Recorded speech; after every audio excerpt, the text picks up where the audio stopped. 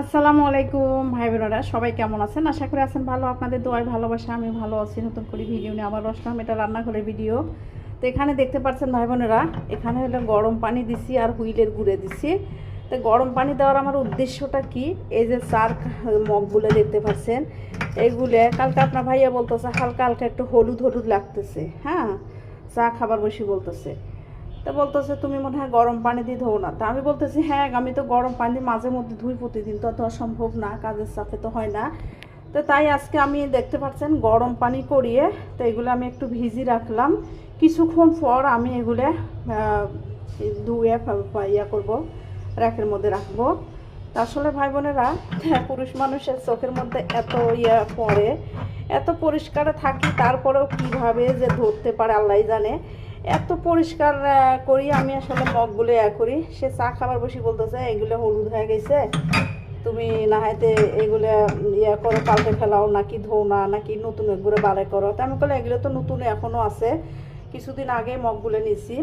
তো যাই হোক, আসলে আপনাদের কাছে একটু একটু করে শেয়ার করলাম। আসলে পুরুষ মানুষের নজর, এই হলো কথা।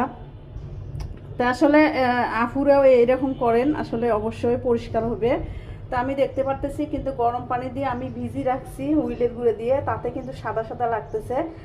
তো আরও যদি আমি এই যে এটা দিয়ে যদি আমি এটা দিয়ে দেবো না ডলা, এটা দিয়ে দিলে দাগ হইবে মগগুলোতে, হয়তো বুঝতে পারছেন। আর এই যে ফুলগুলো উঠে যেতে পারে, তাই আমি এই সোফাটা নরম আছে, এটা দিয়ে আমি ডলা দিব। তো যাই হোক, আপনাদের কাছে একটু হলেও শেয়ার করলাম কথাটা। তো যাই হোক, যদি ভালো লাগে, আপনাদের উপকারে আসে, অবশ্যই আপনারা কমেন্ট বক্সে জানাবেন। আর ওরা আপুরা এই সমস্ত কাজগুলো আপনারা করবেন। আসলে রান্নাঘরে কাজ আসলে সব মেয়েরাই করতে চায়। আর আমার কাছে তো সাংসারিক কাজ অনেক ভালো লাগে। আমি কিন্তু সংসার প্রতি অনেক, আমার কাছে যে কোনো কাজ কাম কিন্তু আমার কাছে অনেক পছন্দ হয়। নিজের সংসার বলি কথা, আসলে যত্ন করলে আসলে জিনিসটাও ভালো থাকে, জিনিসটা দেখতেও সুন্দর হয়। এই হলো কথা। একটা করে জিনিস কিনতে ভাই বোনের অনেক কষ্ট হয়, কষ্টের টাকা জিনিস, তাই নষ্ট করতে ছারখার করতে চাই না, তাই যত্ন করে রাখি।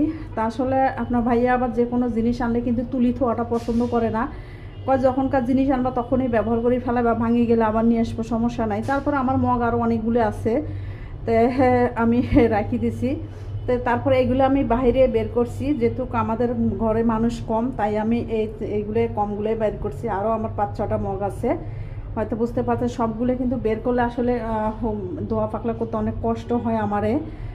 তো যাই হোক, অনেক কথা বলে ফেলালাম। ভিডিওটা ভালো লাগলো অবশ্যই কমেন্ট বক্সে জানাবেন, আর ভুল হয়ে থাকলে অবশ্যই ক্ষমা দৃষ্টিকে দেখবেন।